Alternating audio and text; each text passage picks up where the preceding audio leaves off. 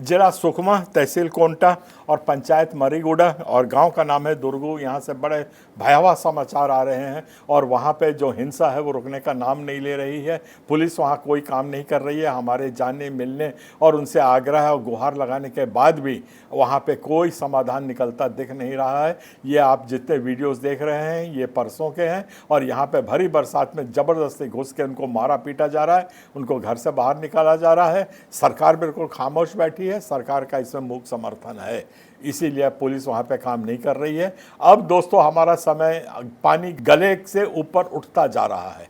अब मरता क्या नहीं करता उस स्थिति पे ईसाई समाज पहुंचता जा रहा है। हमको अब इससे कदम आगे बढ़ के सोचना पड़ेगा कि हम अपने जान माल की रक्षा कैसे करें। ये हम लोग इस किस्म से अब मार नहीं खाते रहेंगे। भरी बरसात में बगैर कोई कारण के, बगैर कुछ के वहाँ पे 2-4 गुंडे बना के लेके आ गए, मारपीट किए और बाहर निकाल दिया। उनके पास खेत के उनके जोत दिए, सब ले लिए। क्या हम इस भारत के नागरिक हैं कि नहीं हैं? और सरकार अगर हमारे अधिकारों को सुरक्षित नहीं कर सकती है, हमारे संवैधानिक अधिकार को नहीं दे सकती है, तो हमको अपने संवैधानिक आधार छीन के निकालना पड़ेगा। इसके लिए आप लोग तैयार होते जाइए क्योंकि स्थिति बहुत भयावह होती जा रही है। ठीक है, आप हमको जेल में डालेंगे, सबको जेल में बंद करिए। आज पूरा ईसाई समाज जेल जाने को तैयार है।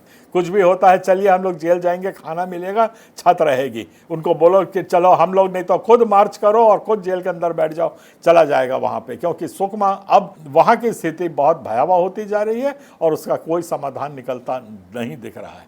हम फिर कोशिश करेंगे वहाँ जाके, 2-4 दिन में मैं फिर जाने वाला हूँ।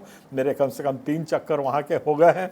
कलेक्टर और एसपी और सबसे हम कर रहे हैं, बात कर रहे हैं, पर सब एकदम शांत बैठे हुए हैं। अब कुछ ना कुछ तो हमें ज़िंदा रहने के लिए करना ही पड़ेगा।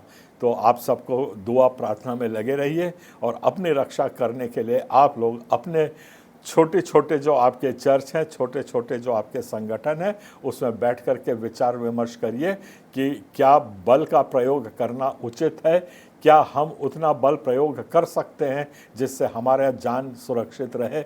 इस बात के ऊपर आम चर्चा और विचार करने की स्थिति अब आ गई है। अब हम लोगों का समय घर में बैठ के और आपस में लड़ने का नहीं है। हमको प्रार्थना में याद करिए, एक दूसरे के लिए प्रार्थना करते रहिए। जैसे कि यीशु मसीह के शिष्य थे, जब एक दूसरे के लिए प्रार्थना करते थे, उनके जो चेले थे एक दूसरे के लिए प्रार्थना करते थे। ये वही समय आ रहा है, एक दूसरे के लिए प्रार्थना करिए, एक दूसरे का हौसला बढ़ाइए और अपनी रक्षा खुद करने के लिए तैयार होते जाइए।